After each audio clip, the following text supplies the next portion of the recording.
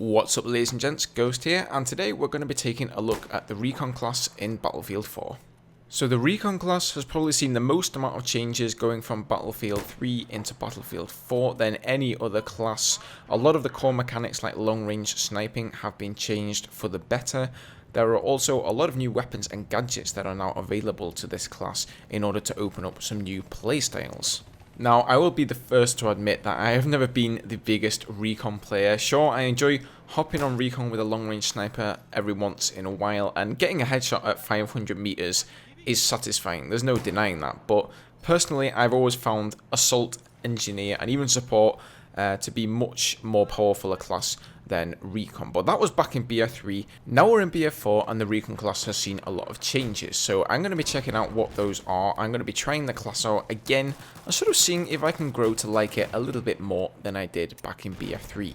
So how about long range sniping? They've made a number of changes here, and I can tell you, after having played Recon for a while and tried out the new long range sniping mechanics, it's a lot more immersive and much more rewarding than it was back in BF3.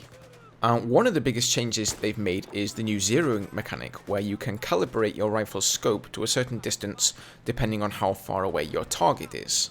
So for instance, say you see a sniper up on a rooftop and he's miles and miles away, you know there's going to be a substantial amount of bullet drop. Whip out your PLD or personal laser designator, aim at him, and you'll be able to see then how far away he is. Now say he's 400 meters, you then switch back to your sniper rifle, hit V until you've calibrated for 400 meters, and then you can aim straight at his head with a crosshair, and the rifle will automatically calibrate for that amount of bullet drop. So this takes a lot of the bullet drop out of the equation when it comes to pulling off those sniper shots. Of course, moving targets and bullet travel time are still huge factors and are going to make sniping a challenge, but this new zeroing feature certainly helps out a lot. Another change they've made in Battlefield 4 in general is to the suppression mechanics. Back in BF3, if you were trying to snipe and you got suppressed, everything would be blurred, you couldn't see shit. Now in BF4, they've simply put in a weapon sway mechanic, so it will make pulling off a tricky shot a lot harder, but if you're skilled enough, then you should be able to manage it. Now, without a doubt, one of my new favourite pieces of kit for the Recon class is the PLD. This thing just has so many uses, and it really goes hand in hand with a bolt-action sniper rifle. So its first and most obvious use is target painting vehicles, of course, so that engineers can then hit them with their RPGs. But it doesn't stop there. It's a great rangefinder, and whenever you want to zero in your sniper rifle, this is going to be your best friend. If you happen to pick up the level only sniper rifle, I don't quite remember the name, I think it's the M28A3, is it? The one-shot sniper rifle, that has a built-in rangefinder. And indeed, when the full Battlefield 4 game is out, you will be able to put rangefinders on your bolt-action snipers as an attachment, but currently in the beta, that's not available, so you have to rely on your PLD. Not only that, but it easily allows you to spot enemy players, and this is especially good for taking out snipers. So you can just look up at the skyscrapers and you see this big green, yellowy, orange glowing blob. It's obviously a player. On top of that, the map Siege of Shanghai illustrates so well how the infrared vision can see through the smoke. When that skyscraper comes down, the entire level is filled with smoke, and if you've ever tried getting a bolt-action sniper rifle, going up to the top of a skyscraper and looking across the water at the other side of the map without the PLD, you just can't see anything. But if you turn to the PLD first, spot enemies with that, and then go back to your sniper rifle, you'll have much more luck. So all these new sniping changes to the Recon class are great, and I feel that they've built upon a nice foundation of what they already had there. But they've also opened up for a lot more playstyles now. Some of the playstyles like they had in Bad Company 2. I remember they used to have this orbital strike you could call in, and you used to have C4 there. Back in BF3, you only had spawn beacons and tugs and MAV, and it really didn't lend to a sort of mobile kind of run and gun style of gameplay. Now in Battlefield 4, we have some more gadgets. They've got C4, we have motion balls, and those two gadgets, coupled with a weapon like a carbine, for example, can make for a really fun run and gun sort of Spec Ops type playstyle.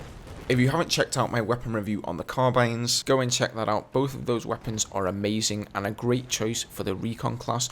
Motion balls do seem to be somewhat buggy in the BF4 beta, but once the official game is coming out and they're working as intended, this is going to be a really powerful combination. Being able to throw a motion ball into a clustered area, find out the positions of all your enemies, and then go in with a powerful weapon like the ACWR, that is going to be insane. That coupled with C4, Siege of Shanghai is such a great map and C4 really shines on it. You can parachute from so many different locations, over vehicles, over enemy players, and easily take them out from above with C4.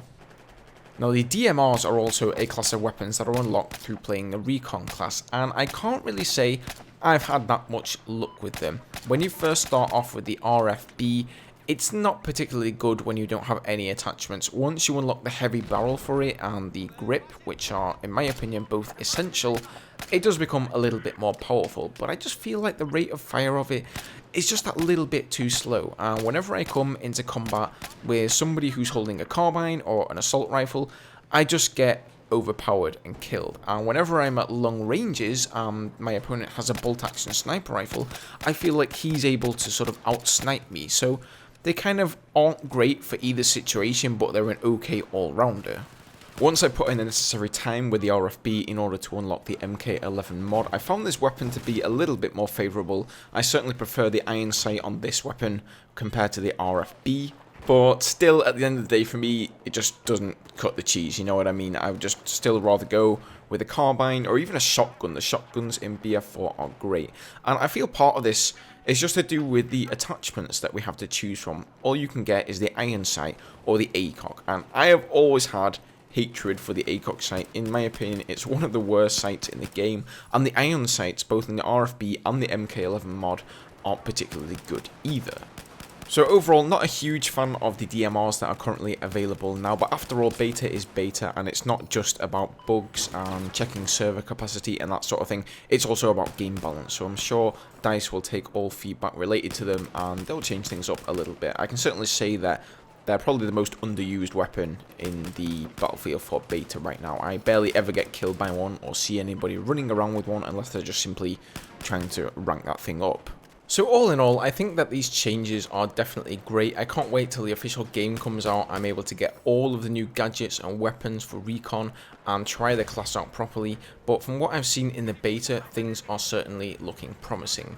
I can't say that it's taken over my favourite class position of Engineer and Assault, but I'm definitely going to spend a lot more time playing Recon in BF4 than I did in BF3. So stay tuned for that once the official game comes out. I'm of course going to be going in depth into all the classes, all the weapons, absolutely everything. So prepare yourself for a barrage of content, guys. Thanks for watching. Let me know in the comments down below what your favourite class is and how you've been getting on with the Recon class. Hit like if you enjoyed the video, and I'll see you guys in the next one. Cheers.